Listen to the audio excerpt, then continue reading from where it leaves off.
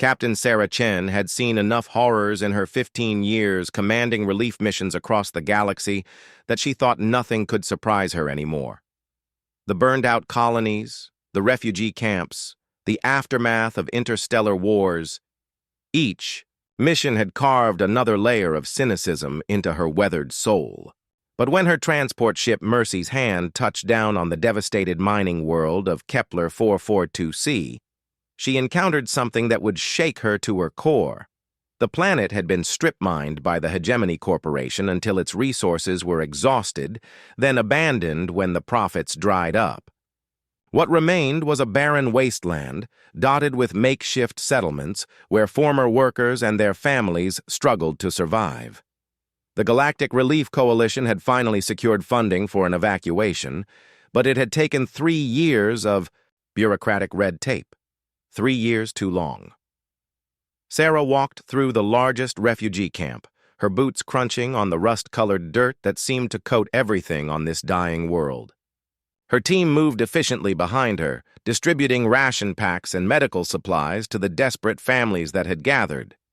Most of the refugees were Zalani, a reptilian species known for their incredible work ethic and resilience. Their scaled skin, normally a vibrant green, had dulled to a sickly gray from malnutrition. That's when she saw her. A small Zalani child, no more than 8 years old by human standards, stood at the edge of the crowd. She was painfully thin, her large, golden eyes sunken deep in her skull. In her arms, she cradled an even smaller figure. A baby, Sarah realized, whose breathing came in shallow, labored gasps. The little girl approached Sarah with hesitant steps, her bare feet leaving tiny prints in the dust. When she spoke, her voice was barely a whisper, but the universal translator caught her words clearly. "Just milk for my sister, please. I'll pay you back when I'm grown." Sarah's heart clenched. The child was speaking Standard Galactic, the trade language, though her accent marked her as someone who had learned it from the human miners who had once worked alongside her people. The little girl reached into a tattered pouch at her waist and pulled out something that made Sarah's breath catch, a small, smooth stone that gleamed with an inner light. "This is all I have," the child continued, holding out the stone with trembling hands. "Papa said it's worth something. Please, my sister hasn't eaten in 3 days." Sarah knelt down, bringing herself to the child's eye level. The stone in the little girl's palm was unmistakable, a raw dilithium crystal, probably worth more than most people made in a lifetime. But that wasn't what made Sarah's eyes fill with tears. It was the absolute trust in the child's gaze, the desperate hope, and the fierce love she showed for her dying sister. "What's your name, sweetheart?" Sarah asked gently. "Kira," the child replied. "And this is Zara. She's only 2 cycles old." Sarah looked at the baby in Kira's arms. Zara's breathing was so weak that Sarah could barely see her tiny chest rising and falling. The child was hours, maybe minutes, away from death. "Dr. Martinez!" Sarah called over her shoulder. Her chief medical officer hurried over, took one look at the situation, and immediately began preparing an emergency IV solution.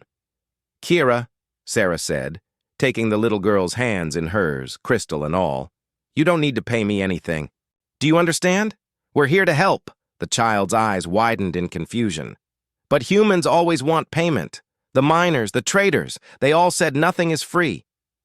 Sarah felt a familiar anger rising in her chest, not at this innocent child, but at the system that had taught her such harsh lessons at so young an age. "Not all humans are like that, Kira. Some of us believe that when someone is hungry, you feed them. When someone is sick, you heal them, because it's the right thing to do."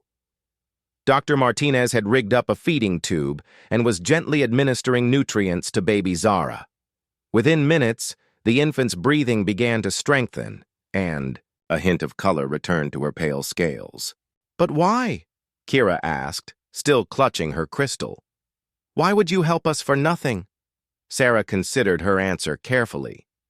How could she explain to this child the concept that had driven humanity to the stars, the belief that compassion and kindness were not weaknesses but the greatest strengths a species could possess? Because, Sarah said, where I come from, we believe that everyone deserves a chance to grow up healthy and strong.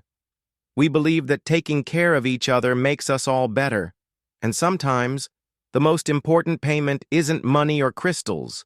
It's knowing that someone who needed help got it.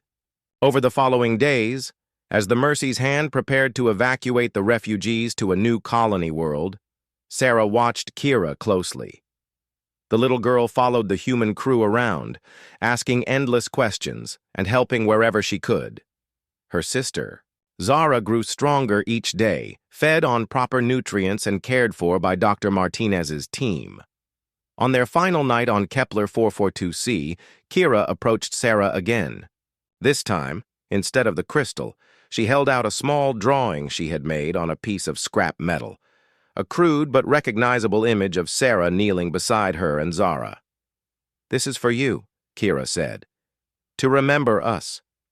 Sarah accepted the drawing with a smile. "I could never forget you, Kira, but I want you to keep something too." She pressed the dilithium crystal back into the child's hands. "This belongs to you and your sister. Save it for when you're older, for something really important." "Like what?" Kira asked. "Like maybe one day, when you're grown up, you'll meet another little girl who needs help, and maybe you'll remember what it felt like to receive kindness when you needed it most." Kira nodded solemnly, understanding passing through her young eyes like dawn breaking over a dark world. Years later, when Captain Sarah Chen retired from active duty, she kept that metal drawing on her desk. And sometimes, when young officers asked her why humanity had earned such respect among the galaxy's species, she would tell them about a little girl named Kira who taught her that the greatest strength of humanity wasn't their technology or their weapons. It was their willingness to care for others, even when there was nothing to gain in return. In the files of the Galactic Relief Coalition, there's a note about Kira Zeelan, who grew up to become one of the most successful interstellar aid coordinators in known space. She's saved countless lives across dozens of worlds, and she's never once asked for payment up front. After all, she learned from the best teachers that some things, the most important things, should always be free.